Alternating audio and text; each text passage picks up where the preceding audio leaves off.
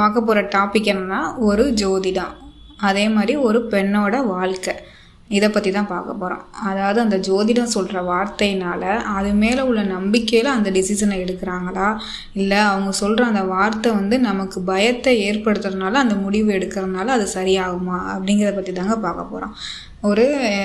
ஒரு பிரபல சீரியலில் இந்த சீன் போயிட்டுருக்கு. அதாவது ஒரு ஜோதிடம் ஒரு நியூஸ் சொல்கிறாங்க. அதை வச்சு அவங்க மாமியார் அவங்க மருமகளை வெளியில் துரத்தலான்னு பார்க்குறாங்க. இதை பற்றி தான் பார்க்க போகிறோம். நான் இந்த சீரியல்லையும் முன்னே எடுத்து சொல்லலை, இது தப்பாக போயிட்டுருக்கு அப்படிங்கிற மாதிரியும் சொல்லலை. ஏன்னா நம்ம ரியல் லைஃப்பில் நடக்கிறது தான் சீரியல், மூவி எல்லாத்துலேயுமே ஓடிக்கிட்டு இருக்கு. அதனால் ஒன்றும் தப்பு இல்லை. சீரியலில் நடக்கிற நல்ல விஷயங்களை எடுத்துக்கோங்க. இந்த மாதிரி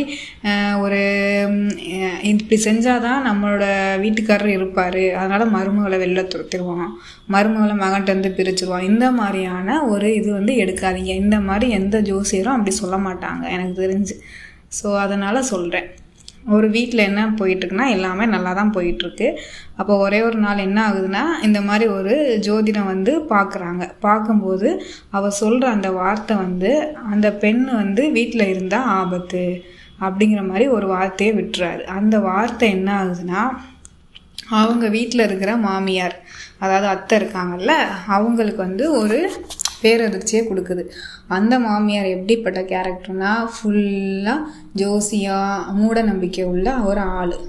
ஓகேவா?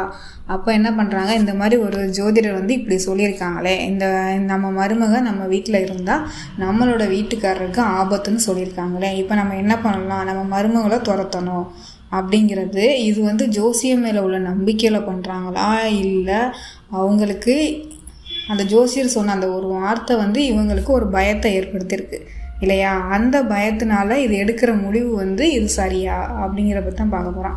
இது கண்டிப்பாக தவறான முடிவு தான் நான் சொல்வேன்.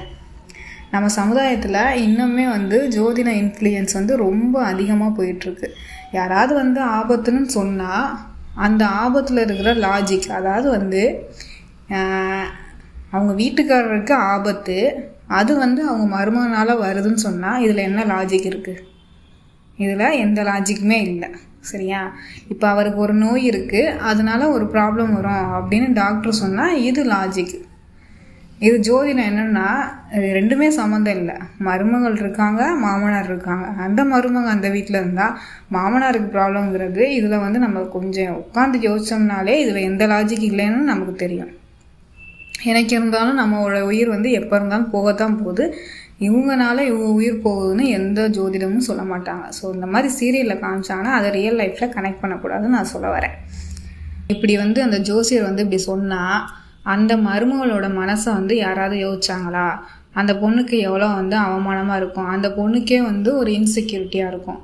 ஒருவேளை நாளைக்கு இந்த மாதிரி சொன்னாது எதிர்பார்த்த விதமாக அந்த மாதிரி நடந்தால் கூட அந்த பொண்ணுக்கு காலம் முழுக்க ஒரு கில்ட்டினஸ் இருக்கும்.